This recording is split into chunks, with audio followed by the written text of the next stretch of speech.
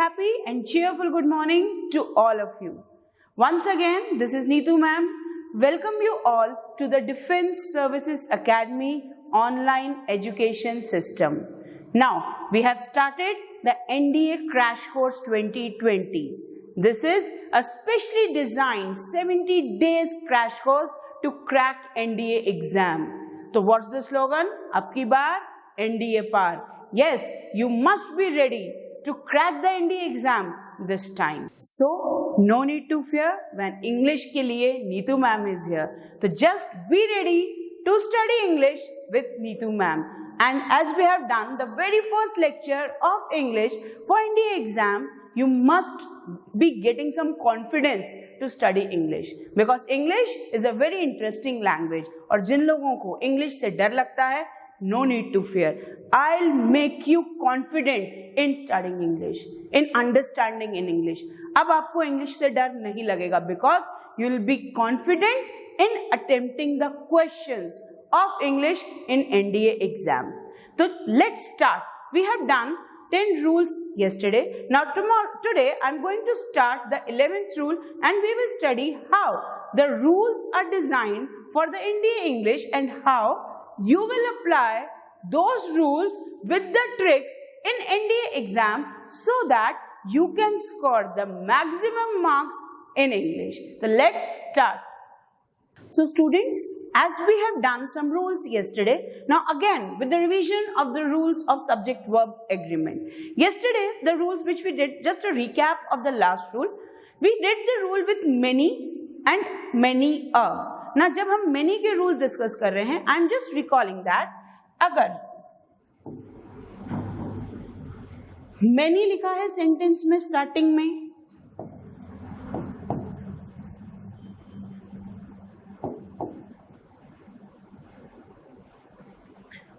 a great many लिखा है या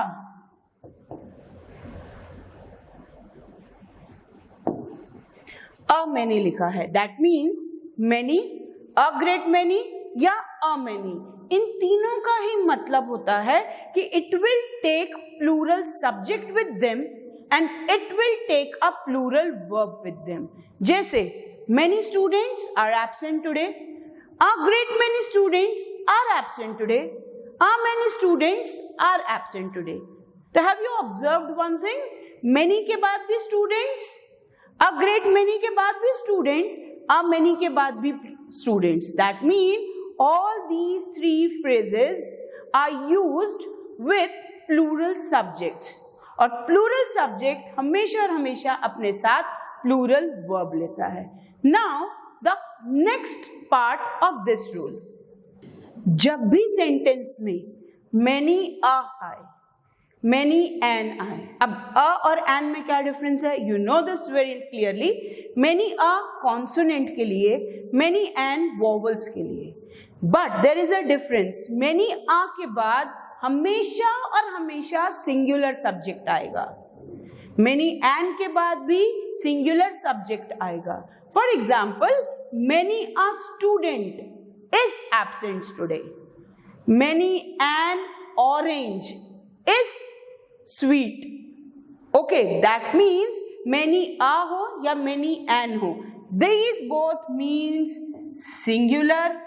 These three means plural. So you have to keep this thing in mind कि many से पहले कुछ भी आ जाए, that means plural. But many के बाद जहाँ ये a आ गया या an आ गया means एक. A means एक, an means एक, but for vowel के लिए तो many के बाद a आ रहा है, तो that means singular subject and singular verb. So I hope you have understood the rule of many and a many. Now come to this rule. See the rule. A number of, a large number of and large numbers of. तीनों अलग अलग हैं. A number of, a large number of, large numbers of. ये तीनों जब भी starting में आएंगे, इसका मतलब बहुत ज्यादा, इसका मतलब बहुत ज्यादा. सी, अगर a number of या a large number of लिखा है, don't get confused with this a. आपको नंबर और लार्ज नंबर पे ध्यान देना है। अ नंबर ऑफ लिखा है तो भी plural, a large number of लिखा है तो भी प्लूरल। सी, ये तीनों फ्रेज प्लूरल सब्जेक्ट्स के पहले ही लगेंगे। A number of, a large number of. अब ये लार्ज नंबर्स तो प्लूरल ही दिख रहा है। कंफ्यूजन कहाँ होता है बेटा? कंफ्यूजन इनमें होता है कि हमें लग रहा है अ नंबर ऑफ लिखा है। अब जैसे इससे पहले हमने मैनी आ का रूल किया तो आप लोग कंफ्यूज हो जाओगे, a means single, but no, यहां पर अ नंबर ऑफ हो, अ लार्ज नंबर ऑफ हो, दोनों का मीनिंग नंबर्स ही समझना, दोनों का मीनिंग ये समझना कि बहुत ज्यादा। दैट मीन्स ये हमेशा और हमेशा प्लूरल सब्जेक्ट के लिए ही लगेंगे। And you all as my intelligent students know that plural subjects always take them plural verb. Now see, a number of students, a number of students, mind this, a number of, a number of, a number of के बाद हमेशा और हमेशा plural subject ही लगेगा। Plural subject के साथ आपको पता है हमेशा प्लूरल वर्ब ही लगता है। Remember this, have singular subject के साथ हैज, प्लूरल सब्जेक्ट के साथ हैव। तो as it is a plural subject, it is taking have with it. The next example, a large number of, see देख, a large number of, a large number of people, people is a plural subject. अब यहां prefer verb है। Remember हमने rule किया था कल that जब भी प्रेजेंट टेंस में कंफ्यूजन होना बच्चा, this is a trick, boys play and boy plays. अब बॉयज प्लूरल सब्जेक्ट है, उसके साथ सिर्फ V1, पीपल प्लूरल सब्जेक्ट है, इसके साथ V1, this is V1। Plural subject हमेशा अपने साथ प्रेजेंट टेंस में V1 लगता है। नाउ सी, अगर यहां होता बॉय तो यहां होता प्लेस। हमेशा ये दो ट्रिक्स याद रखना, बॉय प्लेस, बॉयज प्ले। तो as it is a plural subject, it will take V1 with them. और एरर ऐसे ही आते हैं बेटा। हो सकता है आपको एग्जाम में a large number of people prefers दे देते, but you have to keep your presence of mind, you have to check each and every word in the sentence. पूरे सेंटेंस का पोस्टमार्टम करना है कि कहां कुछ छुपा हुआ है। Okay, now prefer their mother tongue. अब ये देयर किसके लिए लगा है? ये देयर लगा है पीपल के लिए। Plural subject will take plural pronoun. There is a plural pronoun used for people. Mother tongue over second language. Okay, one more example, large number. Large numbers of boys. See, large numbers, plural subject. Boys again have gathered there. So I hope this rule is clear to you all. Now see this phrase, a number of boys. A number of boys. Is this correct? अगर मैं sentence को और continue करूं,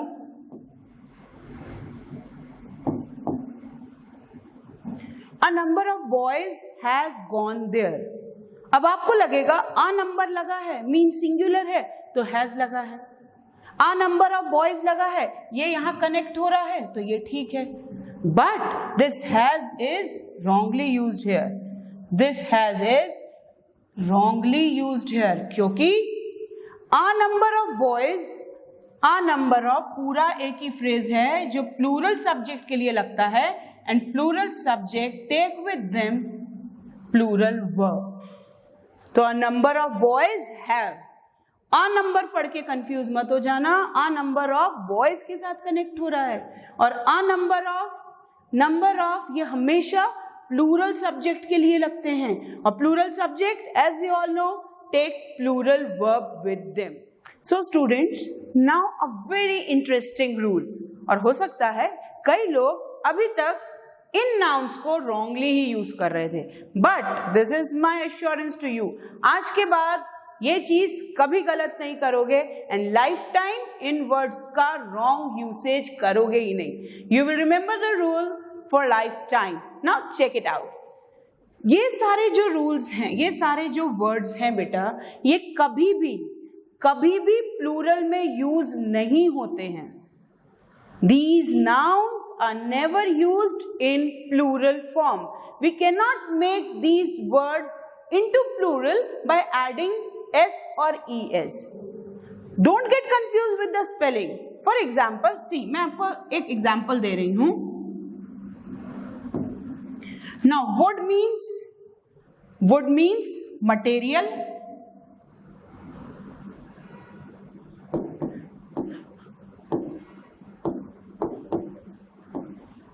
लकड़ी, लड़की तो नहीं दिख रहा किसी को यहाँ पे, लकड़ी ही दिख रहा है. ओके, तो वुड मीन्स लकड़ी. Now C,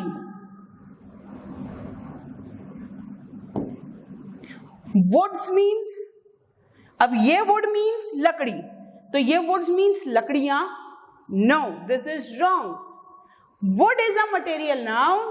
would can not be used in the plural form because as you all know, material nouns and abstract nouns are never used in plural. No matter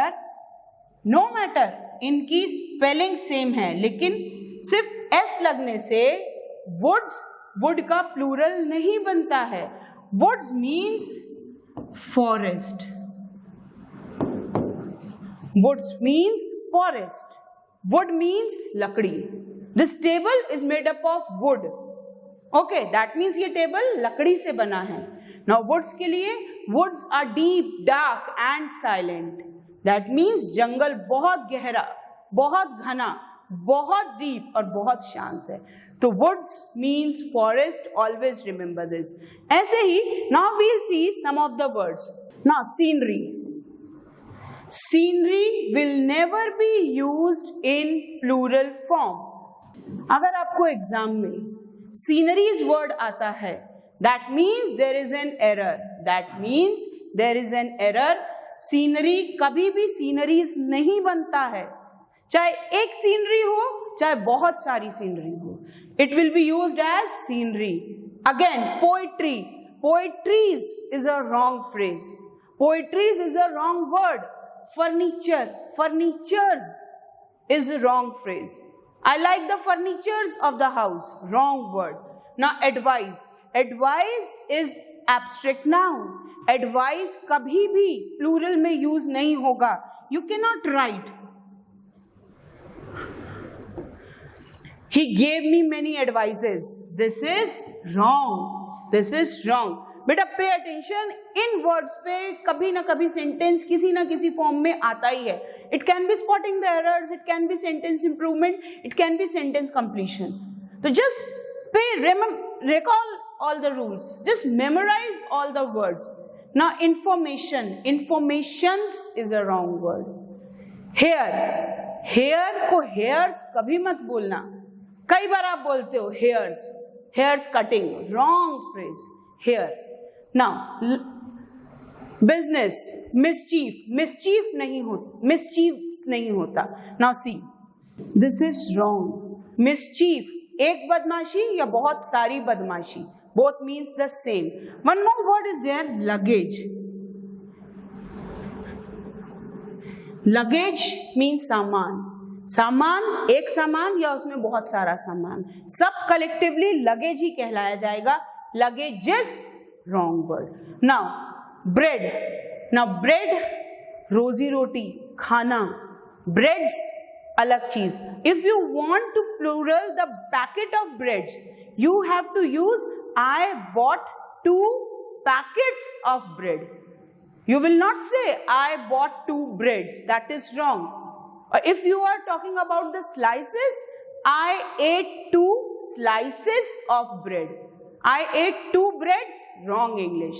Okay, now stationery. Stationery, pen, pencil, compass, book, notebook, all come into the category of stationery. Now stationaries is a wrong word. Now knowledge. Knowledge is wrong word. Postage, baggage. Now what do you mean by baggage? Bag and baggage, boriya bistar. Now pack your bag and baggage because after this you will be in NDA. Okay. Now jewelry. Jewelries is a wrong word. Breakage. Breakages is a wrong word. तो all these words. Money. हम monies नहीं बोलते हैं. All these words are never used in the plural form. एक और rule है इनके साथ कभी भी आर्टिकल यूज नहीं होता। सी, इनसे पहले, no matter all these are nouns and we know articles are used before nouns, but इनसे पहले, दीज आर मटेरियल और एब्स्ट्रैक्ट नाउन, इनसे पहले कभी भी आर्टिकल यूज नहीं होगा। Remember this. So I hope these words are clear. Now we'll check some of the example. Now see the example based on this. He gave me some information. Now some information, थोड़ी सी information. He gave me some information. Check out this. हम यहाँ पर he gave me some informations नहीं लिख सकते, हम इसकी जगह पर he gave me many informations नहीं लिख सकते। Now next is the scenery around Kashmir is beautiful. Kashmir के आसपास की सीनरी बहुत सुंदर है। We cannot use sceneries. Sceneries is a wrong phrase. Okay, now see, here कभी भी hairs में use नहीं होता, but sometimes when the thing is counted on the fingers, उसके लिए हम नंबर यूज कर सकते हैं। तो अगर हम ऐसा लिख रहे हैं, I need 3 hairs of a black horse, 3 hairs of a black horse, गिनकर, तब वहां पर आप उसके लिए s लगा सकते हैं। अगर उसको काउंटेड फॉर्म में यूज किया जा रहा है तभी। But if I say your hair are grey, hair are grey means तुम्हारे बाल सफेद हैं, तो मैं ये नहीं बोल सकती your hairs are grey, that is wrong. तो hair is always used in the singular form, but to the exceptional thing कि जब उसको काउंट करके लिया जा रहा है तभी हम उसके आगे नंबर यूज करेंगे, अदरवाइज नहीं। So alright students, now one more interesting rule. अभी तक हमने सीखा कि जो प्लूरल नाउन होते हैं वो ही प्लूरल वर्ब लेते हैं। प्लूरल नाउन क्या होते हैं? सपोज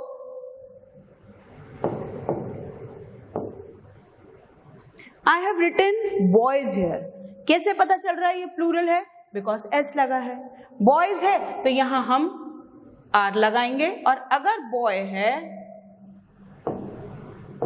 तो हम इस लगाएंगे। ये बेसिक पता है। Boys are playing, boy is playing, ये एक लड़का, ये बहुत सारे लड़के। अब जो हम वर्ड्स करने जा रहे हैं, अब जो हम नाउन्स करने जा रहे हैं, इन नाउन्स में एस लगा ही नहीं है। ये नाउन देखने में सिंगुलर लगते हैं, बट इन रियलिटी ये प्लूरल हैं और प्लूरल सब्जेक्ट के जैसे ही यूज होते हैं। कौन से है वो noun? Check it out.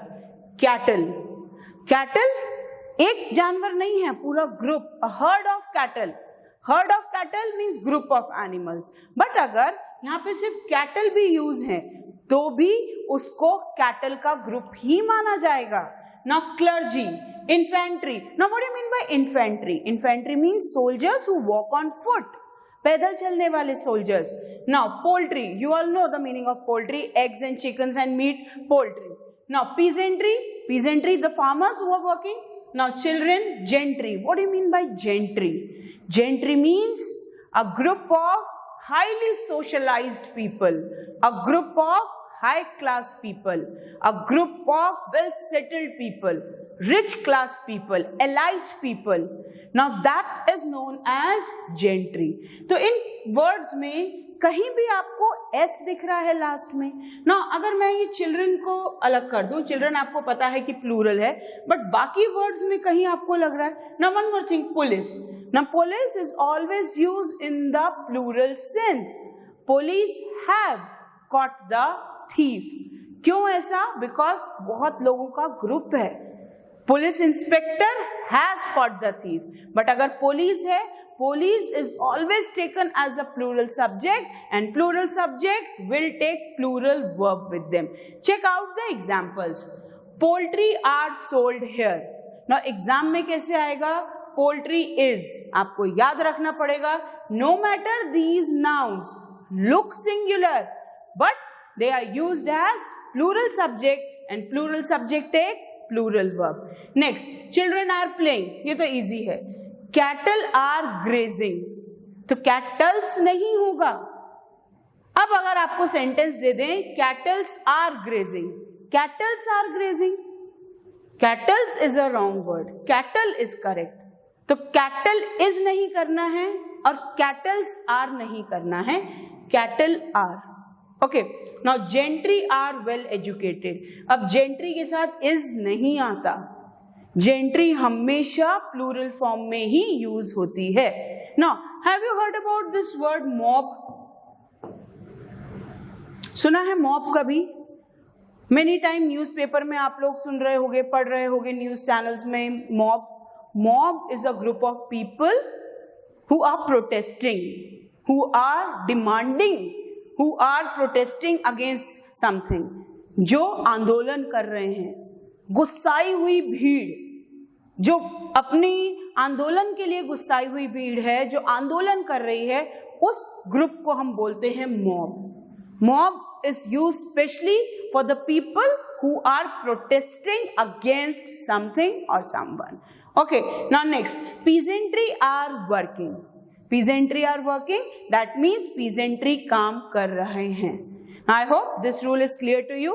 Next we will move forward to the next rule. Now see, the next rule is कि a plural noun or plural pronoun is used after these phrases. कौन कौन से? इनमें से कुछ हम कर चुके हैं। Now one of के बाद हमेशा और हमेशा प्लूरल नाउन आता है। For example, now see, one of the boys, मैंने यहां लिखा है वन ऑफ, तो one of the boys, one of the के बाद हमेशा और हमेशा प्लूरल ही आएगा। अब बॉयज तो हो गया नाउन, अगर मुझे प्रोनाउन यूज करना है,